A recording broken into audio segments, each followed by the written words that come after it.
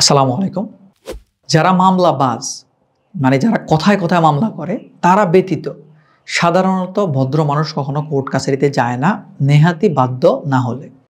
বেশিরভাগ মানুষ চায় যে আমি কোর্ট কাছারিতে যাব না, প্রয়োজনে আমার যে অধিকারটা বা আমার যে দাবিটা আমি কিছুটা স্যাক্রিফাইস করে হলেও আমি চাইবো যে এটা কোর্টের বাইরে সমাধান করতে। কারণ কোর্ট কাছারি যাওয়া মানে একটা ফিনান্সিয়াল একটা বিষয় তো আছে, ফিজিক্যাল একটা বিষয় আছে, পাশাপাশি মেন্টাল একটা সমস্যাও হয়।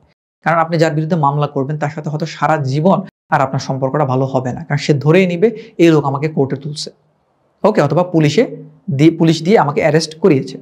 সাধারণত আমরা যে কাজটা করে আমি দেখলাম সেটা হচ্ছে যে ভদ্র মানুষের চেষ্টা করে যে আমি আমার সাইড থেকে কিছু স্যাক্রিফাইস করব, তাও এটা কোর্টের বাইরে সমাধান হোক, মামলা মোকদ্দমা যাওয়ার দরকার নেই। ইভেন আপনি যদি বড় বড় কোম্পানিগুলো দেখেন তারা কয়টা মামলা করে, আপনি যতগুলো মামলা করেন, আপনি যতটুকু জমির মালিক, আপনি যতগুলো মামলায় জড়িত, আপনি দেখেন একটা বড় কোম্পানি যে আপনার চাইতে হয়তো 300 গুণ বেশি জমির মালিক, তারা কি ততগুলো মামলা করতেছে?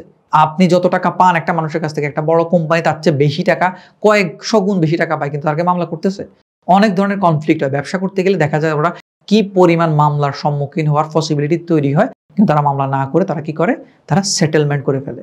একটু নিজের সাইড থেকে একটু ক্ষতি হোক, একটু লস হোক, কারণ আপনি কোর্টে গেলে ঘুরে ফিরে কোর্ট ফি, লয়ারের ফি, প্রতিদিন আপনার যাওয়া আসা, মেন্টাল একটা স্ট্রেস, ফিজিক্যাল একটা স্ট্রেস, আপনি যে একটা জব করেন ওই জবের মধ্যে ছুটি নিয়ে আপনাকে কোর্টে হাজিরা দিতে হবে, ব্যবসা করলে ব্যবসা প্রতিষ্ঠান থেকে ছুটি নিয়ে আপনাকে কোর্টে হাজিরা দিতে হবে। এই যে একটা হ্যাসেল, এই হ্যাসেলগুলো তারা না নিয়ে তারা গোল টেবিলে বসে দুই পক্ষ মিলে সমাধান করে ফেলতেছে, যেটাকে আমরা আরবিট্রেশন বলে থাকি। এখন তারপরও ভালো মানুষরাও অনেক সময় বাধ্য হয়ে কোর্টে যেতে হয়, বা অন্য কেউ তার বিরুদ্ধে মামলা করে তাকে কোর্টে হাজির করতেছে।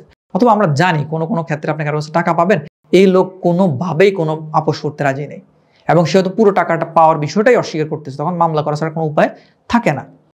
তাছাড়া হচ্ছে যে জমি জমার মামলা, কাগজপত্র সব আপনার নামে, কিন্তু ওই লোক কোনোভাবে কোনো সালিশি মানে না, সে না চেয়ারম্যান মানে, না মেম্বার মানে, না আপনার থানার পুলিশ মানে, সে ওই জমি দখল ছাড়বেই না।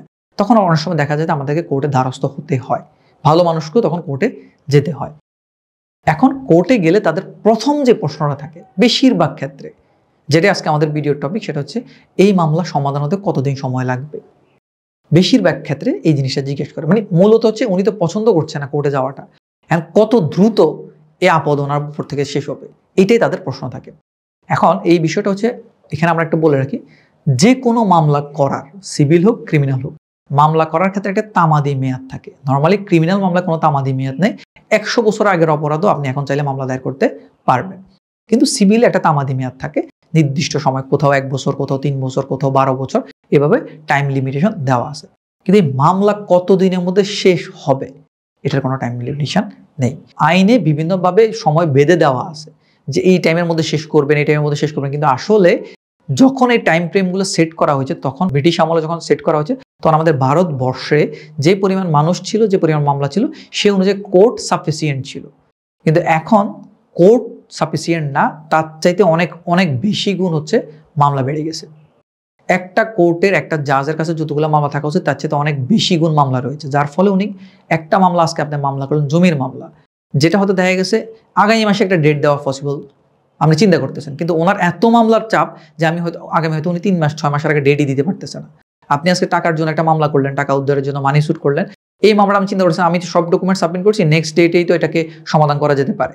এখন নেক্সট ডেটে দেখা গেল ওই পক্ষ কি করলো, টাইম পিটিশন দিয়ে দিল। এখন আইনের মধ্যেও কিছু সমস্যা রয়েছে যেগুলো টাইম পিটিশন থেকে শুরু করে অনেক ধরনের এটা সেটা উল্লেখ করে করে করে টাইম কিল করতে পারে। পাশাপাশি হচ্ছে যে মামলার এত জট, যার ফলে কখনোই স্পেসিফিক করে বলা যায় না যে এই মামলাটা এত বছর চলবে। ঠিক আছে, এই কারণে সিভিল হোক ক্রিমিনাল হোক, কোনো মামলাই কখনো স্পষ্ট করে বলা যায় না যে এই মামলাটা 2 বছরের মধ্যে আপনি নিষ্পত্তি করতে পারবেন। তবে স্পেসিফিক করে ক্রিমিনাল মামলাগুলো আমরা যদি বলি, ক্রিমিনাল মামলাগুলো একটা সার্টেন টাইমের মধ্যে শেষ হয়ে যায়, নর্মালি দ্রুত বিচার করা হয় এগুলোর মধ্যে মোটামুটি, আর পুলিশ যদি রিপোর্ট দিয়ে দেয় খুব দ্রুত এগুলো মোটামুটি একটা স্টেজে চলে আসে। কিন্তু সিভিল মামলা অনেক ধরনের, আমাদের সিভিল মামলাগুলো চলে হচ্ছে কোড অফ সিভিল প্রসিডিউর অনুসারে, ওইখানে এত বেশি স্টেপ যে কোনো পক্ষ চাইলে ওই মামলাটাকে অনেক বেশি লেংদি করতে পারে। এক এক মামলা 10 বছর 20 বছরও চালানো হয়। এমনও মামলা আছে যেগুলো আমার জন্মের আগে হয়েছে, এখন আমরা দেখতেছি ওই মামলা চলমান আছে, আমাদেরকে ওই মামলাতে পার্টিসিপেট করা লাগতেছে। এখন এইরকম সিভিল মামলার ক্ষেত্রে কখনো বলতে পারবো না যে এই মামলাটা কতদিনের মধ্যে নিষ্পত্তি হবে, কিন্তু আপনি মাথায় রাখতে হবে, আপনি আপনার দিক থেকে যদি সবসময় কোর্টে হাজির থাকেন যেদিন যেদিন ডেট, এবং আপনার পরবর্তী স্টেপে যাওয়ার জন্য আপনার যে স্টেপ গ্রহণ করা উচিত, পদক্ষেপ গ্রহণ করা উচিত, সেটা যদি আপনি আপনি আপনার সাইড থেকে প্রপারলি করে থাকেন, তাহলে আপনি অন্তত মামলাটাকে আরেকটু দ্রুত করার চেষ্টা করতে পারেন। কিন্তু আপনি নিজেও যদি ঢিলামি দিয়ে থাকেন যে না থাক, কোর্টে মামলা করছি, কিছু হবে না, এটা হবে না, সেটা হবে, তখন মামলা আরও বেশি স্লো হয়ে যাবে। আর ক্রিমিনাল মামলা মোটামুটি একটা সার্টেন টাইম, যেহেতু এটা বেশিরভাগ ক্ষেত্রে ক্রিমিনাল মামলা একটা স্টেজের পরে রাষ্ট্রবাদী হয়ে যায়, আপনি সিআর মামলা করলে অনেক সময় রাষ্ট্রবাদী হয়ে যাচ্ছে অনেক সময়, তখন তাদের একটা নির্দিষ্ট গতি থাকে। আর ক্রিমিনাল মামলা মোটামুটি দ্রুত নিষ্পত্তি হয় সিভিল মামলার চাইতে। এই কারণে সিভিল মামলা কখনোই বলা যায় না যে ভাই এই মামলাটা 3 বছরের মধ্যে শেষ হবে, 4 বছরের মধ্যে শেষ হবে। আপনি জমি জমার মামলা করলে ধরেই নিতে হবে যে এটা 10 বছরও চলতে পারে। টাকা পয়সার মামলা করলেও এটা ধরে নিতে হবে 5 বছর 7 বছরও চলতে পারে। ওই মাইন্ডসেট নিয়েই আপনাকে কোর্টে আসতে হবে। আদারওয়াইজ আপনাকে চেষ্টা করা উচিত আউটসাইড কোর্ট এটাকে সেটেলমেন্ট করা।